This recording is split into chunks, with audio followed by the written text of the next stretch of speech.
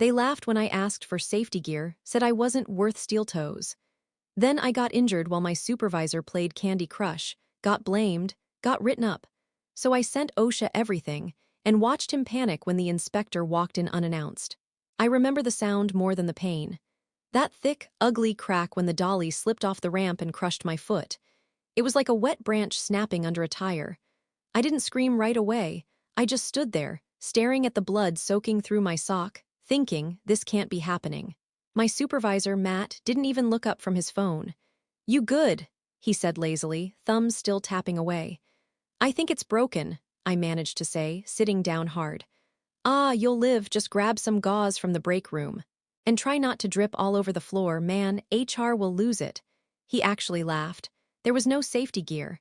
No steel-toe boots, no back brace, no gloves. I'd asked for them the week before when they started making me move heavy industrial parts alone. Matt had smirked and told me, "You're not worth steel toes, just don't drop anything." Everyone laughed. It became the joke of the week. Now, bleeding and dizzy, I hobbled toward the office. The floor left a faint trail of red behind me. The HR lady, Dana, gasped when she saw me but quickly regained her corporate calm. Okay, sit down. You need to fill out this incident form before you leave." "I need to go to urgent care," I told her. "You will," she said sweetly, "but sign this first, just procedure." The paper looked like gibberish. My hand shook. She guided the pen for me like I was a child. "Here, initial here too, just so we can get your treatment covered." I signed. I didn't realize until later what I'd actually agreed to. By the time I got to urgent care, my toenail was gone, the skin shredded. The doctor said it was a crush injury, maybe permanent nerve damage. I couldn't drive for a week. When I emailed the report and medical notes to HR, they replied with a 2-sentence message. "Per internal investigation, your injury resulted from failure to follow proper lifting procedures. You will receive a written warning for negligence." I thought it was some mistake. Then I saw the signed waiver they attached, my signature at the bottom, perfectly clean, not the messy, blood-smeared one I remembered. That's when I realized they'd forged a second version. That same day, I requested to see the security footage from the loading dock. "It's been deleted," Matt said, smirking. "System overwrote it." But he didn't know I had already copied the live feed to my laptop the week before, just in case. And the thing about that footage, it didn't just show me getting hurt. It showed Matt sitting 5 feet away, watching YouTube videos while I tried to move a 300-pound pump by myself. When I brought that up, he laughed again. "Good luck proving anything. Nobody cares. We've been doing it this way for years." Oh, but someone was going to care. Because that same night, I sent an anonymous complaint to OSHA, with timestamps, screenshots, and a list of violations that went way deeper than missing steel toes. And a week later, when the inspector walked through the door unannounced, clipboard in hand, you should have seen Matt's face. He went from smirking to white as chalk, because he didn't know yet that I had more than just the footage. I had proof that he and the company had forged other employees' signatures too, and that little detail, it was about to end his career. I started at Westbrook Industrial 2 years ago, right after my divorce. It wasn't supposed to be permanent, just something to get by while I figured out what to do next. The job wasn't glamorous, but it paid weekly and came with health insurance, which I needed after the mess I'd been through. At first, I actually liked it. The crew was rough around the edges but mostly decent guys trying to make ends meet. Then Matt got promoted to supervisor. That's when everything turned toxic. Matt was one of those people who got off on control. Before his promotion, he was the lazy guy everyone joked about, always on his phone, always finding ways to dump work on others. But once he got a clipboard and a title, it was like he became a different person. He'd strut around barking orders, acting like every mistake was a personal insult. And if you called him out, he'd smile and say, "You don't like it, there's the door." He loved humiliating people. He'd stand behind you while you worked and whisper sarcastic crap like, "Wow, you gonna lift that with your back again?" Or "Careful, OSHA's watching." It was constant. I tried to keep my head down. I'd been burned before, lost a job once for speaking up about safety issues, and I couldn't afford that again. But when the company started pushing us to move heavier loads with fewer people, it got scary. The guys in maintenance joked about playing Russian roulette with the forklifts. I wasn't laughing. We used to have a 2-man rule for heavy lifts. That got scrapped quietly when Matt realized he could hit production targets faster by skipping it. He said it was streamlining operations. Management didn't question it because his numbers looked great on paper. The first real red flag came when Lewis, one of the older guys, dropped a gear casing on his shin. Split it open bad. He tried to file a claim, but HR told him his injury wasn't work-related because he'd signed a voluntary safety acknowledgement form, saying he was responsible for his own PPE. That form had his signature, but Lewis swore he never signed anything like that. I believed him. I didn't know it yet, but that was the company's pattern. They had a stack of pre-signed or forged forms ready to cover their asses whenever something went wrong. When I joined, they never gave me any safety gear. No boots, no gloves, no helmets. They said they were on backorder. Every week, I'd ask about it. Every week, Matt would laugh and tell me, "You've got 2 feet and a heartbeat. That's all the protection you need." It became this running joke around the floor. "Watch out, OSHA, Mike's walking barefoot again." I tried to stay patient, even after I saw how corner cutting had become the norm.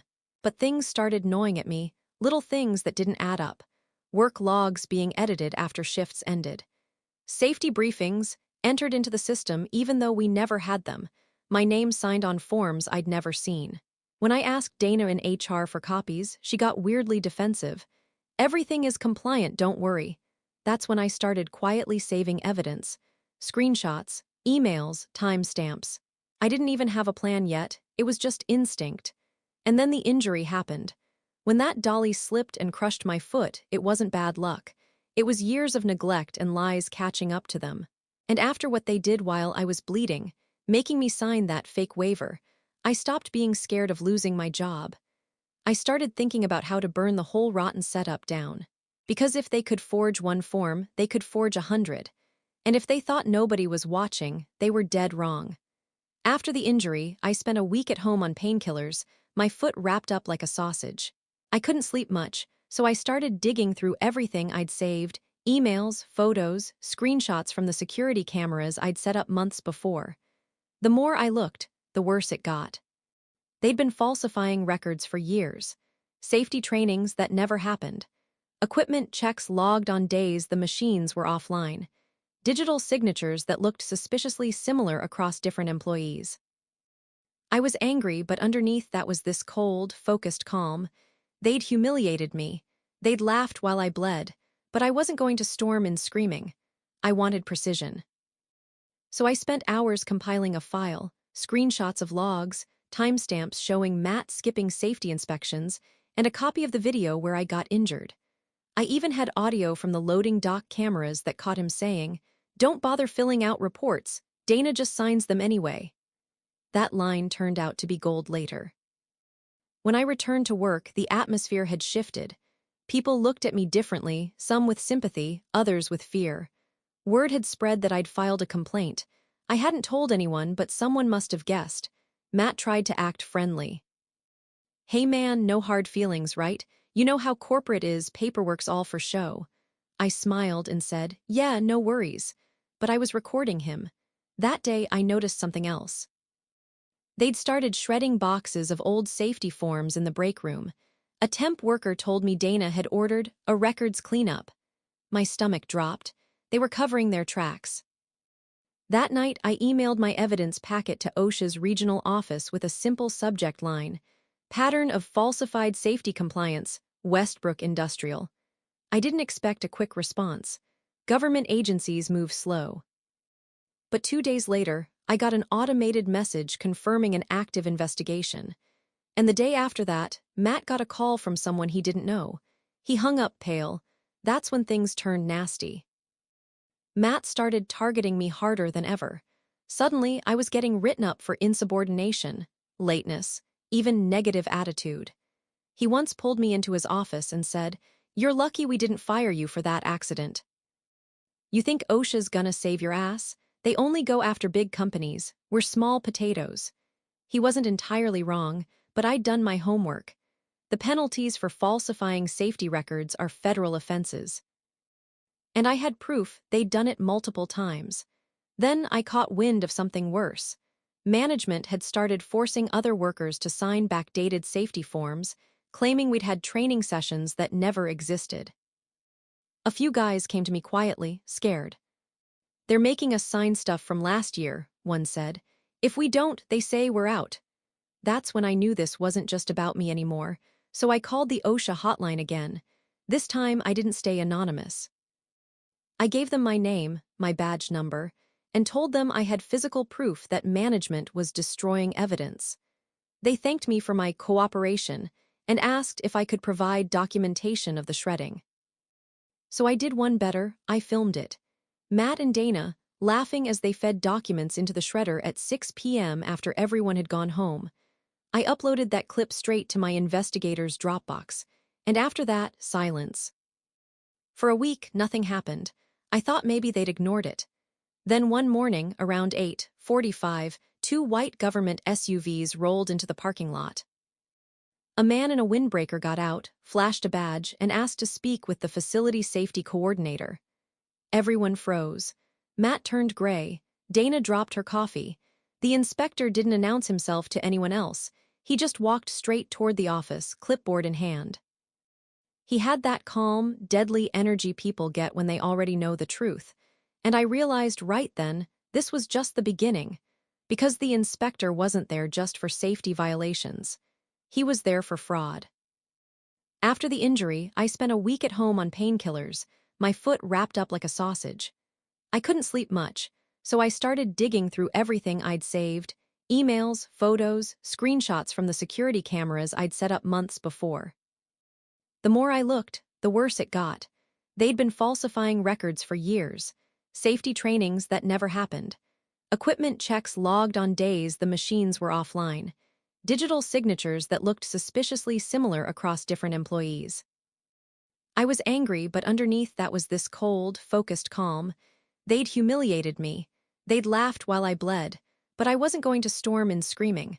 I wanted precision. So I spent hours compiling a file, screenshots of logs, timestamps showing Matt skipping safety inspections, and a copy of the video where I got injured. I even had audio from the loading dock cameras that caught him saying, "Don't bother filling out reports, Dana just signs them anyway." That line turned out to be gold later. When I returned to work, the atmosphere had shifted. People looked at me differently, some with sympathy, others with fear. Word had spread that I'd filed a complaint. I hadn't told anyone, but someone must have guessed. Matt tried to act friendly. "Hey man, no hard feelings, right? You know how corporate is, paperwork's all for show." I smiled and said, "Yeah, no worries." But I was recording him. That day, I noticed something else. They'd started shredding boxes of old safety forms in the break room. A temp worker told me Dana had ordered a records cleanup. My stomach dropped. They were covering their tracks. That night, I emailed my evidence packet to OSHA's regional office with a simple subject line: "Pattern of falsified safety compliance, Westbrook Industrial." I didn't expect a quick response. Government agencies move slow. But 2 days later, I got an automated message confirming an active investigation. And the day after that, Matt got a call from someone he didn't know. He hung up pale. That's when things turned nasty. Matt started targeting me harder than ever. Suddenly, I was getting written up for insubordination, lateness, even negative attitude. He once pulled me into his office and said, "You're lucky we didn't fire you for that accident. You think OSHA's gonna save your ass? They only go after big companies. We're small potatoes." He wasn't entirely wrong, but I'd done my homework. The penalties for falsifying safety records are federal offenses. And I had proof they'd done it multiple times. Then I caught wind of something worse. Management had started forcing other workers to sign backdated safety forms, claiming we'd had training sessions that never existed. A few guys came to me quietly, scared. "They're making us sign stuff from last year," one said. "If we don't, they say we're out." That's when I knew this wasn't just about me anymore, so I called the OSHA hotline again. This time, I didn't stay anonymous. I gave them my name, my badge number, and told them I had physical proof that management was destroying evidence. They thanked me for my cooperation and asked if I could provide documentation of the shredding. So I did one better, I filmed it. Matt and Dana, laughing as they fed documents into the shredder at 6 p.m. after everyone had gone home. I uploaded that clip straight to my investigator's Dropbox, and after that, silence. For a week, nothing happened. I thought maybe they'd ignored it. Then one morning, around 8:45, two white government SUVs rolled into the parking lot. A man in a windbreaker got out, flashed a badge, and asked to speak with the facility safety coordinator. Everyone froze. Matt turned gray. Dana dropped her coffee. The inspector didn't announce himself to anyone else. He just walked straight toward the office, clipboard in hand. He had that calm, deadly energy people get when they already know the truth. And I realized right then, this was just the beginning. Because the inspector wasn't there just for safety violations. He was there for fraud. When the OSHA inspector showed up, everyone scrambled like roaches under a light. Matt tried to play it cool, smiling, shaking hands, pretending he'd been expecting the visit. Dana was red-faced and trembling, clutching a clipboard like a shield. The inspector, a quiet guy named Leonard, didn't say much. He just started asking calm, pointed questions. Where are your safety training records? Can I see your PPE inventory logs? Who signs off on compliance checklists? I watched from the break room window, pretending to sip coffee, while the whole building went dead silent. Within an hour, Leonard had a stack of papers from HR and was flipping through them with a frown that kept getting deeper. Every now and then, he'd underline something and glance at Matt, who kept wiping sweat from his forehead. Then he asked for me. "Can we speak privately?" he said. I led him to the conference room. I handed him a thumb drive, the one with everything on it. The videos, the signatures, the shredded forms, the time logs, the forged waiver. He didn't look surprised, he just nodded. "We've received similar information," he said quietly. That stopped me. "From who?" He hesitated, then said, "Another employee reached out. They provided some of the same evidence you did." For a second, I felt this weird mix of relief and curiosity. Someone else is helping, finally. But when Leonard told me who it was, my stomach turned. It was Lewis.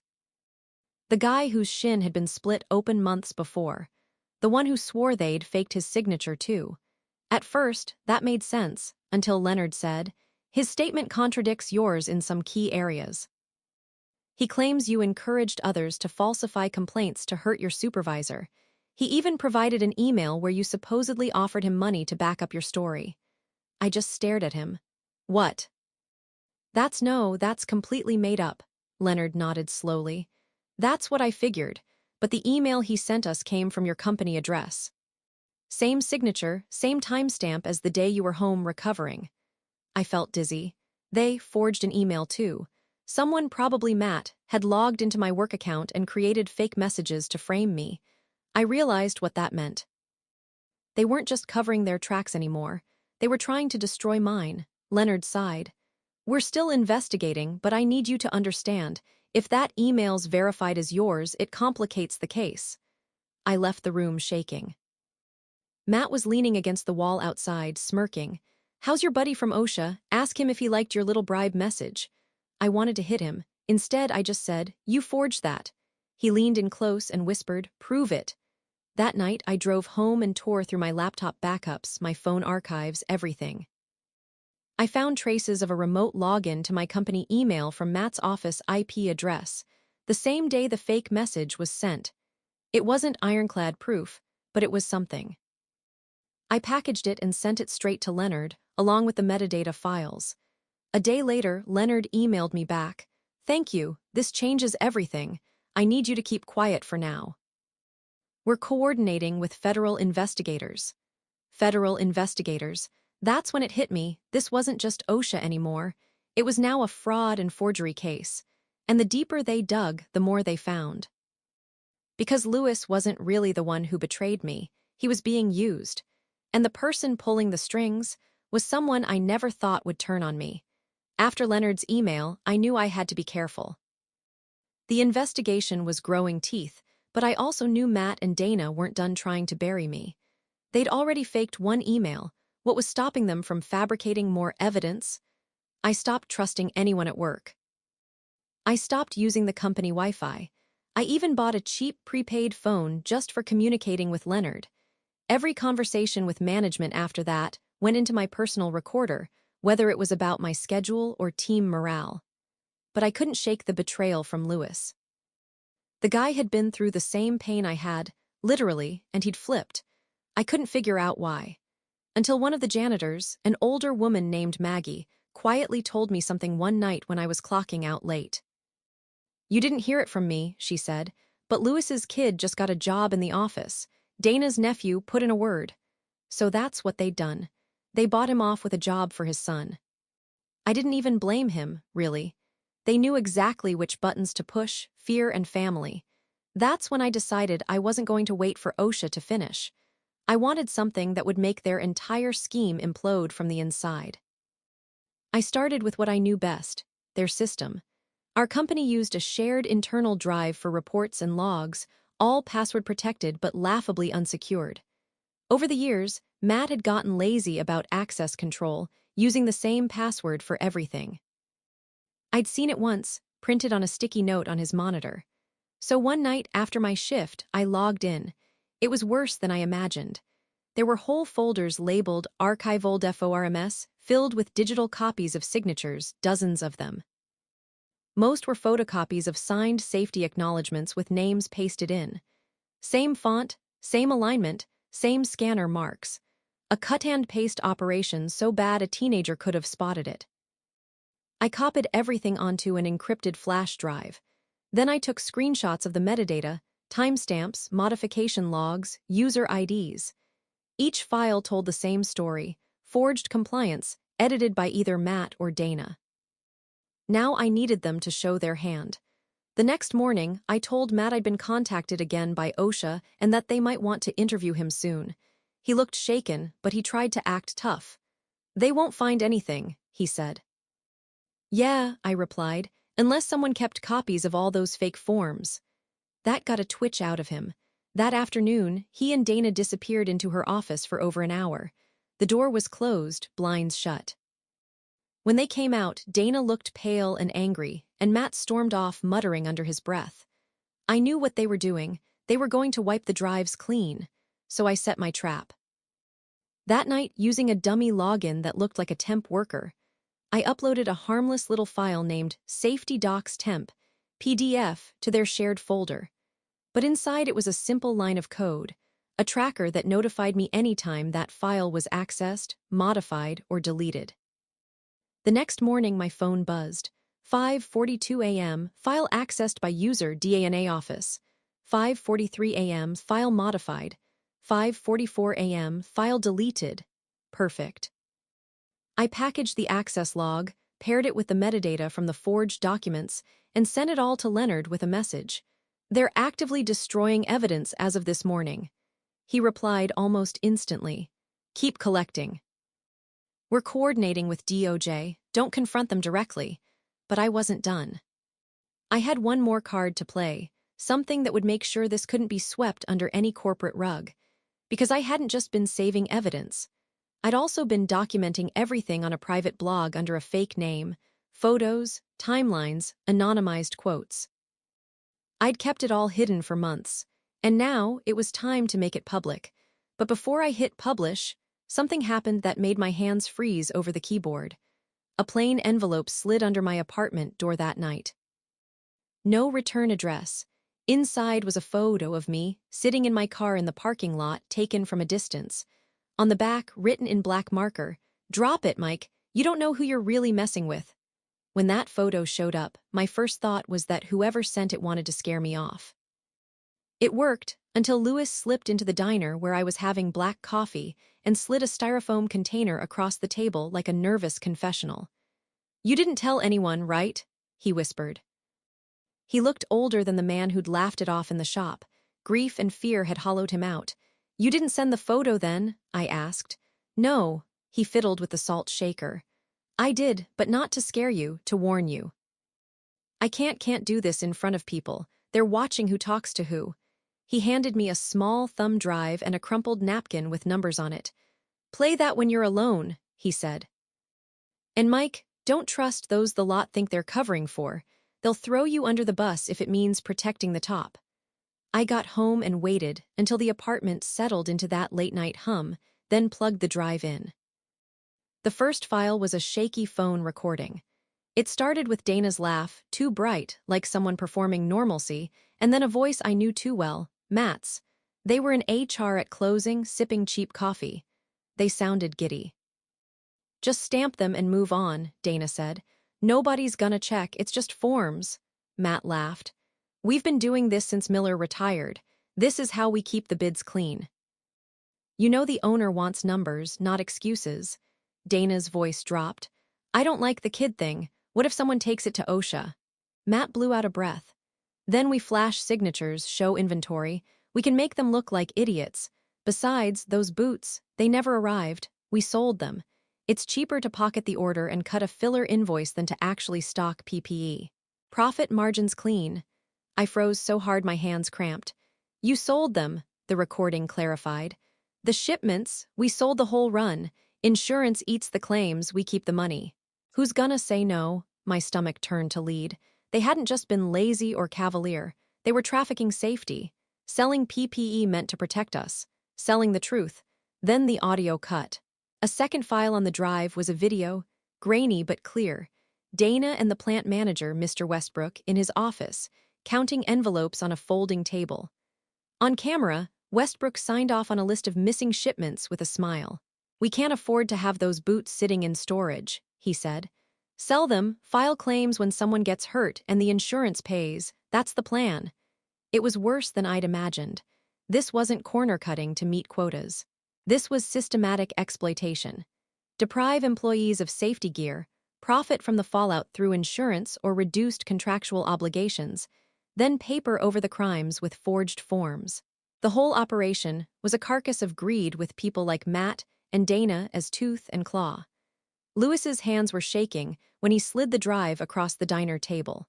"They promised my boy a job in the office to keep him quiet," he said quietly. "But that was a lie, only a temp gig. I signed things because I thought it'd keep my family. They promised tuition. They lied." He looked at me like he wanted me to hate him and then couldn't. "I didn't want to be part of it, Mike. I snuck that recording before they left the office." I felt like someone had removed the floor beneath me. All the petty humiliations, the jokes about OSHA, the way Matt watched us from his phone, it snapped into focus as a business model. They weren't scared of fines. They expected them. They built the fines into their ledger and turned our injuries into revenue. The last file on the drive was a single photo. Westbrook shaking hands with a man I recognized from the bid meetings, someone who handled government contracts. The caption typed into the file, "Finalized 2/11/2024. I realized then why DOJ had been mentioned, why Leonard had suddenly gone quiet and then blunt. This was beyond the plant. It touched contracts, procurement, and money that moved up the chain. I shut the laptop. My hands were numb, but there was a thin thread of clarity where fear had been. This wasn't just about my foot anymore. It was about exposing a deliberate system built to harvest our bodies for profit. I looked at the clock. 1:12 a.m. My phone buzzed, an unknown number. A text popped up. "We know you have that drive. Drop it now or the next photo won't be of your car." The recording in my ear and the threat on my screen sat together like two knives. I had one path left, go public with what Lewis had given me. But if I did, I'd be starting a war I wasn't sure I could finish. And the people who'd engineered this whole thing, they had more than just paper evidence. They had power, money, and a plan to make sure nobody survived speaking the truth. I hit send on a message to Leonard anyway. Leonard called me 2 mornings later.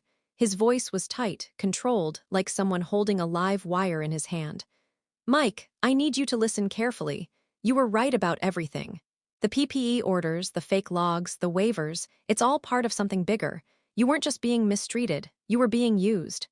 He paused, then said it plain. "Westbrook Industrial's been defrauding the government for years." At first, I thought I'd misheard. "Fraud? Against who?" Leonard explained.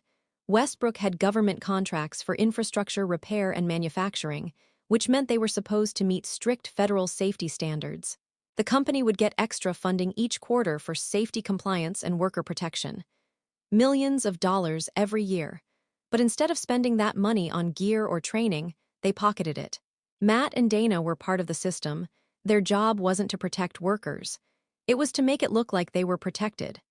The forged signatures, the fake trainings, the falsified inspections, it all existed to make the audits come out clean so the company could keep getting those safety subsidies.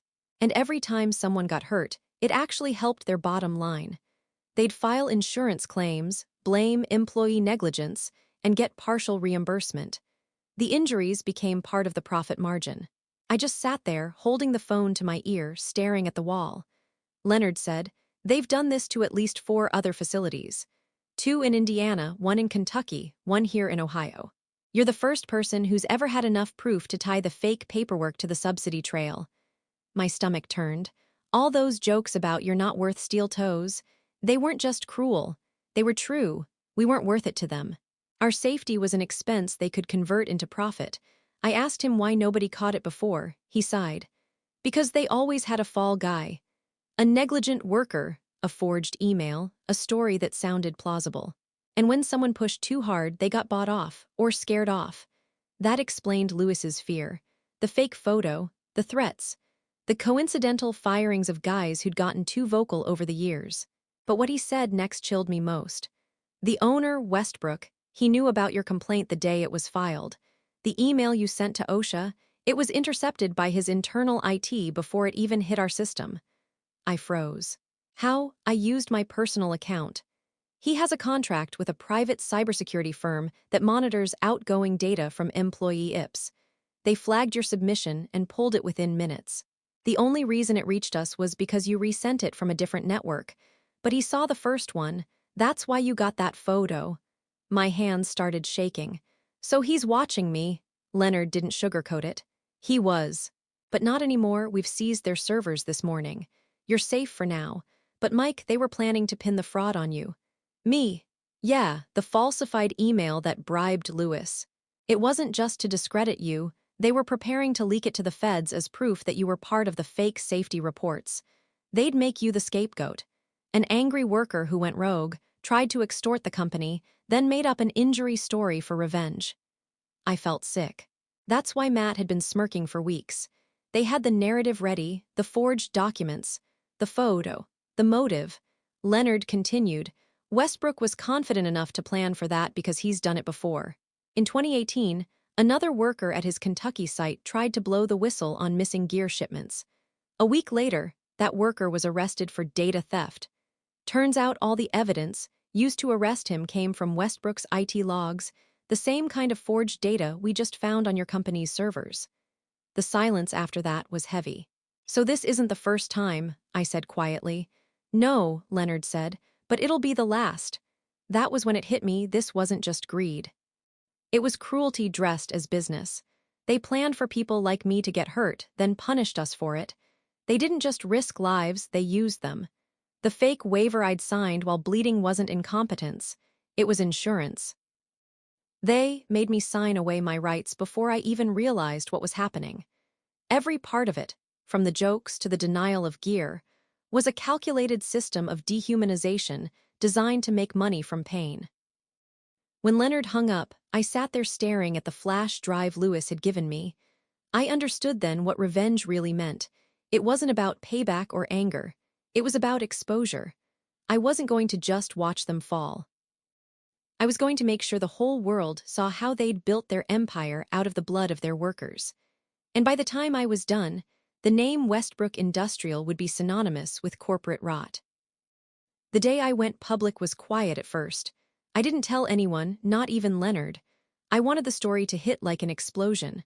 I spent all night cleaning up the files. Redacting personal names, adding timestamps, attaching every piece of audio Lewis had given me, and pulling my own video of the injury. When it was ready, I uploaded everything to the private blog I'd been building for months, and then linked it anonymously to 3 investigative journalists who'd been following corporate safety fraud stories. The post went live at 6:07 a.m. By 7:30, it had 50,000 views. By noon, it was on every local news site in Ohio. The headline, "Workers Injured, PPE Sold for Profit." Inside the Westbrook Industrial Safety Fraud, they ran clips from the recordings, Matt's voice laughing about selling the boots, Dana's voice saying, "Nobody's gonna check." Photos of the fake waivers. Screenshots of emails with timestamps that matched my evidence. It was a full-on public reckoning. OSHA, DOJ, and the Department of Labor all descended on the plant the same day. The same white SUVs as before, but this time there were twice as many. Employees stood outside in stunned silence as agents taped off the doors and rolled in evidence boxes. Matt tried to slip out the side entrance, but reporters were already waiting. I'll never forget the flash of cameras on his panicked face. Dana showed up later, sobbing, trying to claim she was just following orders. Westbrook himself didn't even show. He was arrested 2 days later at his country club outside Lexington. The feds froze his accounts. Millions in fraudulent government reimbursements. Turns out he'd been running the same scheme across 4 states, faking safety records, selling gear meant for workers, and laundering the insurance payouts through dummy vendors. When the trial came, I testified. So did Lewis. He couldn't look at me at first, but when he took the stand and told the truth, I nodded. I didn't hate him anymore. He'd been a pawn in a game none of us realized we were in. Matt and Dana both took plea deals. They'll each serve a few years, but the real win was the restitution fund, money set aside for every worker who'd been injured or cheated under their watch. Westbrook wasn't so lucky. He's facing decades for federal fraud, conspiracy, and obstruction. The day the verdict was announced, I sat in my truck outside the courthouse, the same steel-toe boots on my feet that I'd bought myself. My foot still hurts sometimes when it rains, a dull ache that never fully went away. But when I stood up, I could actually stand. A week later, one of the journalists called me. "You know, your post is being used in safety training now. They're calling it the Westbrook case study." I laughed for the first time in months. Guess I finally got the budget for safety gear after all. The plant's shut down now. The sign's gone, the lot empty. Grass grows through the cracks in the concrete. Sometimes I drive past and think about how many people walked those halls believing their pain didn't matter, that nobody cared. But someone did. And in the end, that's what killed them. Because all their power, their lies, their money, none of it could stop the truth once it had a voice. I didn't just get revenge. I got closure. And I got to watch the empire that treated human lives like paperwork collapse under the weight of its own greed. Final line. They said I wasn't worth a pair of steel toes. Turns out, I was worth the downfall of their entire company.